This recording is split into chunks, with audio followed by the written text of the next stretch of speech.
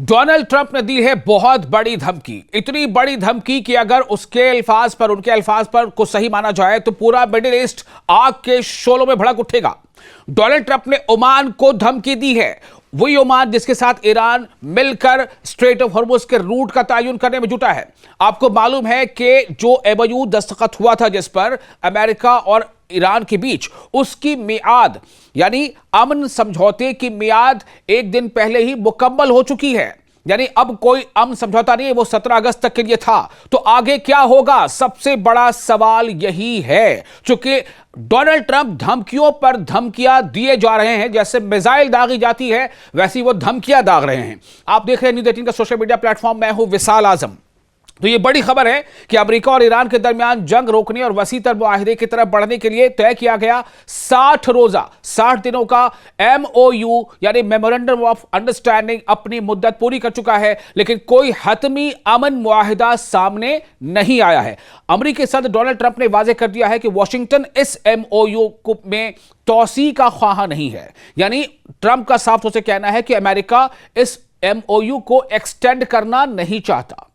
इसका मतलब क्या है कि आगे जंग बंदी रहेगी, ऐसा अमेरिका नहीं चाहता और ईरान को हथियार डालने का मुतालबा किया है डोनाल्ड ट्रंप ने। बल्कि उनके अल्फाज को अगर हम यहां बताएं तो उनका यह कहना है कि ईरान को चाहिए कि वो सफेद झंडा दिखा दे, यानी सरेंडर कर दे। ये ट्रंप कह रहे हैं कि ईरान को चाहिए कि वो सरेंडर कर दे, वो पीस के लिए, अमन के लिए सफेद झंडा उठा ले। दूसरी तरफ ईरान ने इशारा दिया है कि अगर सिफारती कोशिशें यानी डिप्लोमेटिक प्रोसेसेस नाकाम रही तो वो दिफाई पोजीशन से निकलकर यानी डिफेंसिव अप्रोच जो है ईरान का है वो वहां से निकल जाएगा और जारहाना फौजी हिकमत अमली इख्तियार कर सकता है, यानी ऑफेंसिव स्ट्रैटेजी अख्तियार कर सकता है। हमलावर जो स्ट्रैटेजी है वो ईरान उस पर अमल कर सकता है, ये ईरान का कहना है। अब आपको बताते हैं कि इसके पस मंजर में क्या है। दरअसल जून महीने में अमेरिका और ईरान के दरमियान एक उबूरी मुफाहमत हुई थी, यानी इंटरिम सीज फायर हुआ था, जिसका मकसद लड़ाई रोकने, स्ट्रेट ऑफ हॉर्मुज में आमद-ओ-रफ्त जहाजों के आने जाने को बहाल करने और 60 दिन के अंदर एक वसी तर अमन मुआहिदे की बुनियाद रखने की कोशिश करना था। लेकिन इस अरसे में दोनों मुल्कों के दरमियान बुनियादी इख्तलाफात खत्म नहीं हो सके। अमेरिका ईरान के जौहरी प्रोग्राम यानी न्यूक्लियर प्रोग्राम, पाबंदियों और स्ट्रेट ऑफ हॉर्मुज से मुतालिक अपने मुतालबात पर कायम रहा, जबकि ईरान ने अमेरिकी पाबंदियों के खात्मे, नाकाबंदी उठाने और जंग के बाद दीगर जमानतों पर जोर दिया। नतीजा क्या हुआ, 60 दिन गुजर गए और कोई हतमी मुआहिदा नहीं हो सका। अब सदर ट्रंप का लहजा पहले से ज्यादा सख्त है। उन्होंने कहा है कि अमेरिका इस उबूरी एमओयू यानी मेमोरेंडम ऑफ अंडरस्टैंडिंग में तौसी नहीं चाहता, इसका एक्सटेंशन नहीं चाहता और ईरान को सफेद झंडा लहराना यानी हथियार डाल देना चाहिए। यह ट्रंप के अल्फाज हैं। डोनाल्ड ट्रंप के मुताबिक ईरान अभी वो मुआहिदा करने पर आमादा नहीं जिसे वॉशिंगटन जरूरी समझता है, जबकि उनका बुनियादी मौक़िफ़ यानी बुनियादी स्टैंड यह है कि ईरान को जौहरी हथियार यानी न्यूक्लियर हथियार हासिल करने से रोका जाए। यहां एक दिलचस्प मगर बतजाद बात भी सामने आई है, कंट्राडिक्टरी।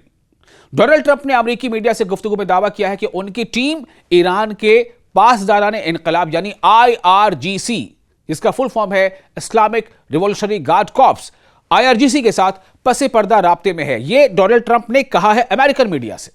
फिर से सुने, ट्रंप ने अमेरिकी मीडिया से गुफ्तगू में दावा किया है कि उनकी टीम ईरान के IRGC के साथ पसे पर्दा राब्ते में है।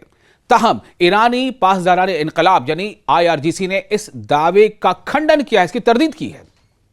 यानी एक तरफ वॉशिंगटन की जानिब से सख्त अवामी बयानबाजी है तो दूसरी तरफ मुमकिना बैक चैनल राब्तों का दावा भी किया जा रहा है।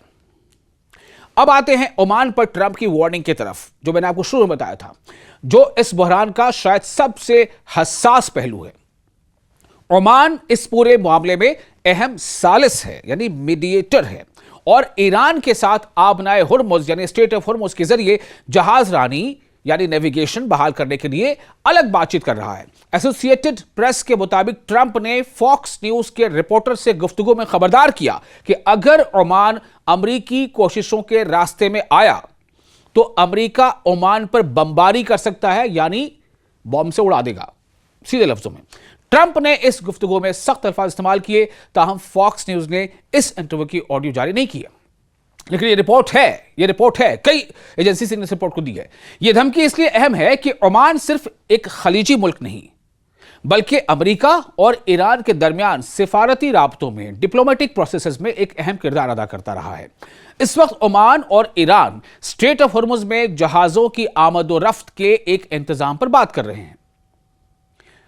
न्यूज एजेंसीज के मुताबिक मुजवजा इंतजाम में जहाज एक रास्ते से दाखिल होकर ओमान के करीब दूसरे रास्ते से निकल सकते हैं और अबूरी मुद्दत में इनसे फीस या टोल वसूल न करने की तजवीज भी जेर बहस है। अबूरी मुद्दत यानी इंटरिम पीरियड होगा यह। मसला यह है कि आबनाए हुर्मुज यानी स्ट्रेट ऑफ हुर्मुज आलमी तवानाई की तरसील के लिए इंतहाई अहम है। यहां कशीदगी का मतलब, यहां तनाव का मतलब सिर्फ अमेरिका और ईरान के दरमियान जंग का खतरा नहीं बल्कि आलमी तेल और गैस की सप्लाई पर बराह रास्त दबाव भी है। वर्ल्ड लेवल पर जो तेल की सप्लाई है उस पर सीधा इसका असर पड़ सकता है।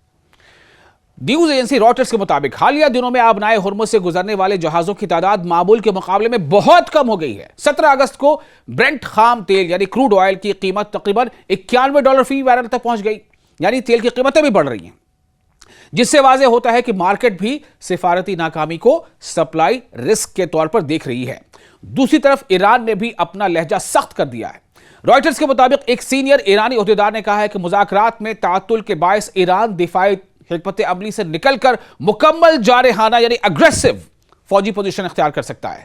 तेहरान ने यह भी खबरदार किया है कि अगर सिफारतकारी नाकाम हुई तो वो आबनाए हुर्मुज में, स्ट्रेट ऑफ हुर्मुज में अमरीकी बहरी नाकाबंदी तोड़ने के लिए फौजी कार्रवाई कर सकता है।